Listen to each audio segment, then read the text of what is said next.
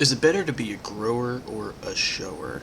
When we're talking about dividend stocks, get your head out the gutter. Today we're going to be taking a look at, is it better to have high yield, low growth in that dividend, or a low dividend with high growth? And we might also take a look at kind of an in-between best of both worlds situation where you some good growth with that dividend as well.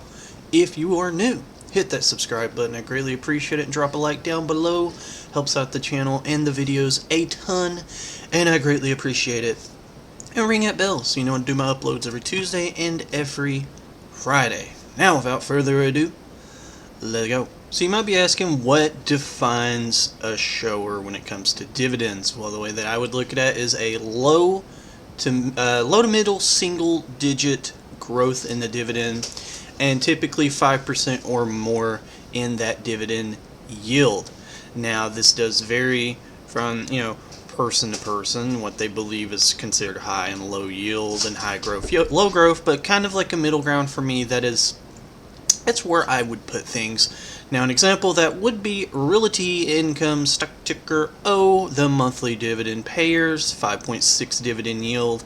And if we take a look at the dividend itself, been growing at a rate of 3.82% over the last 10 years. So, not a grower, but a shower when it comes to its dividend. You got a nice, 5% plus dividend yield, and you got a below 4% dividend growth over the last 10 years. Now, another one, very popular, Altria Group, 9.75% dividend.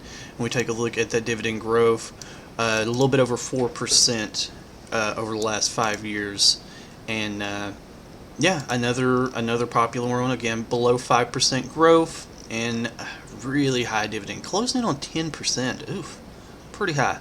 Now, if you are a fan of dividends, like big, you want to be a dividend like income investor, primarily focus on higher yields, nothing wrong with that. There's a channel that you should definitely check out that goes over that in detail, huge detail on the upper end of high income investing. That'd be Dividend Bull. So if you're looking for that, check them out. Obviously, finish up the video. I'd greatly appreciate it. Now, something that I kind of dip my toes in a little bit. I own both of these that we're going to be talking about. These are your Dividend Growers. 0.78 dividend yield, and we take a look at this. Over the last 10 years, been growing at dividend at a rate of 17.92%.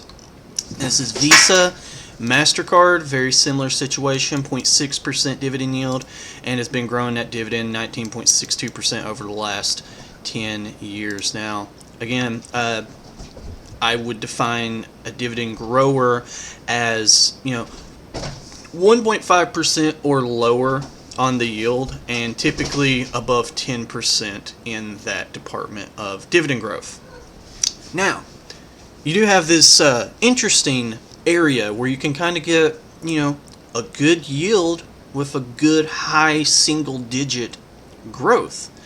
Now, that would be an example of that would be Vici, 5.46% dividend. It's still on the high side, but they managed to crank out above 7% on those dividend hikes year in and year out, which is very nice. And I love Vici. Vici's too good. And yield's not all that high, still above that 1.5% threshold. But Starbucks is another one that I put in there. It's kind of like a have your cake and eat it too.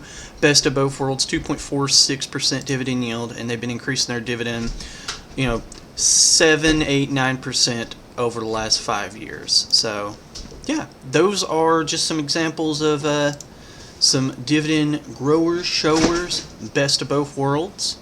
And I hope you enjoyed that. Again, hit that subscribe button if you are new, and drop a like. I greatly appreciate it. And let's grow our portfolios and the channel together. And until next time, take care. See yous.